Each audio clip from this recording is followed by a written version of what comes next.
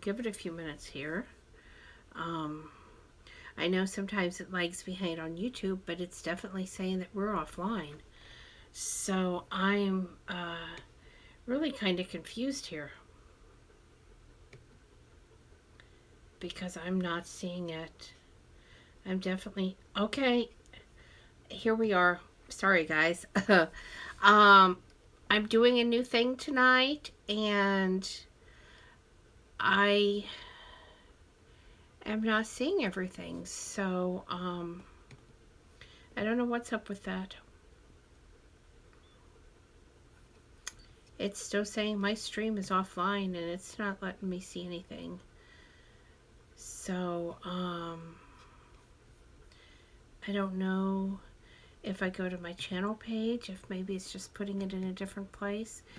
I'm doing this a different way with some software tonight, and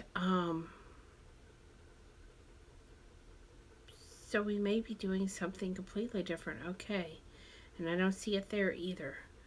So I'm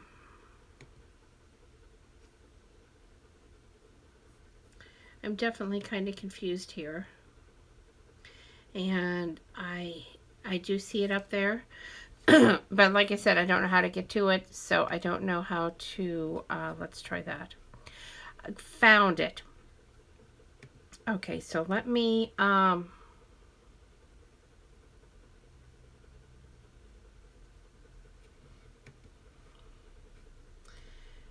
here, open the live chat in a window. I'm trying to make sure I can see your comments. That's what I'm doing, and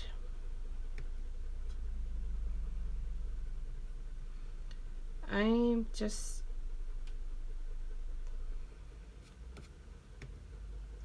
I don't think the way I'm doing this is going to work because it's just not, I'm not able to see anything. Let me try a few on the watch page. There we go. Okay, got it. And hopefully this will, hold on. Hopefully this will let me see your comments, because that's really important to me to be able to see what it is that you guys have to say. And so I'm still just learning the software, and I've been using the YouTube software. So we'll get used to this. Okay, tonight's tips, we have 5 maple syrup tips. And I don't know how many of you are making maple syrup or maybe walnut syrup or a different kind of syrup and tapping your trees this year. But we are making both maple and walnut. I'm not seeing it come up over there, but like I said, I know there's a delay. And as you can see, there was not much by the time we got it boiled down. That's just kind of how it goes. It takes 40 gallons of sap to make 1 gallon of syrup. So definitely, you know, it takes a lot. Okay, this is what it looks like in the pan, actually boiling down, and this is maple sap. So, again, I'm not sure, you know, I'm not seeing it on the screen. There we go. Okay, so hopefully this will show in just a moment. This pan was almost full, and it is not all the way boiled down yet. So, as you can see, you know, like I said, it really does take a lot. So let me, here we go. Okay, well, that's pretty neat. Something new. Okay, the second tip I have for you is to boil outdoors if at all possible, because believe me, it is going to steam up your house. I actually had marks on my here.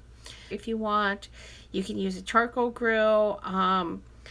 You can use a fire pit. You can use one of those little portable hot plates. You know, however it is, you can do it on your stove, but like I said, be prepared for the humidity. Okay, tip number 3, and I have heard an awful lot of people asking. This has been a really funky year. Sap started flowing, everybody tapped, and then it froze, and the sap stopped flowing.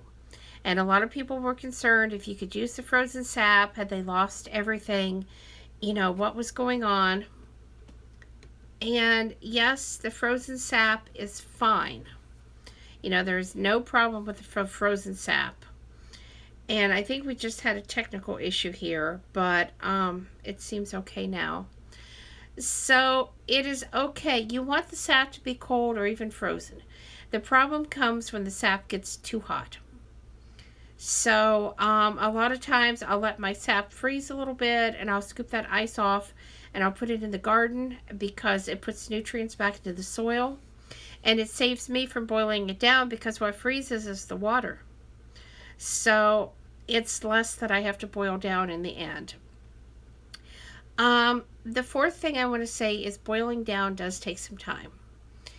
We have been boiling down for 2 days now to get that big pot that I showed you the picture of. Let me show it to you again. Okay.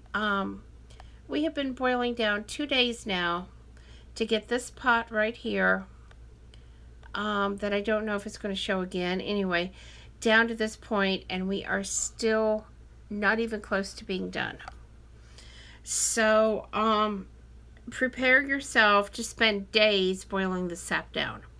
With that said, it is well worth the work because if you haven't tasted your own sap, it does not taste like that pretend stuff in the store, because not all maple sap is real maple sap if you read the instructions. And maple sap literally has nothing in it except the sap from the maple tree. So give it a try. I tried the walnut sap for the first time today.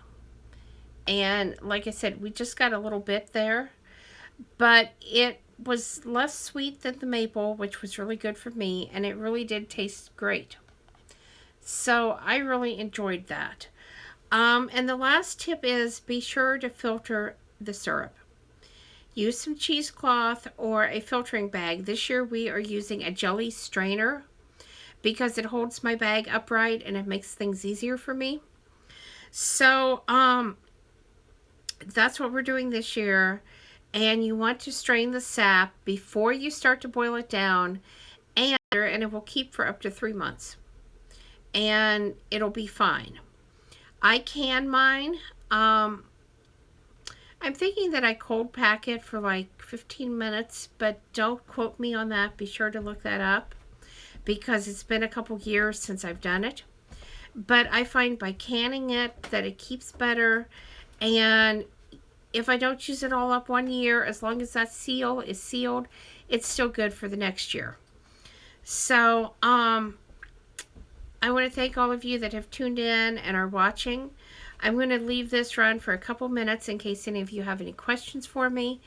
And right now, until we get to that, I'm just going to say thanks for watching and have a great night. But like I said, I'll be around here just waiting for the stream to finish up and to see if any of you have any questions.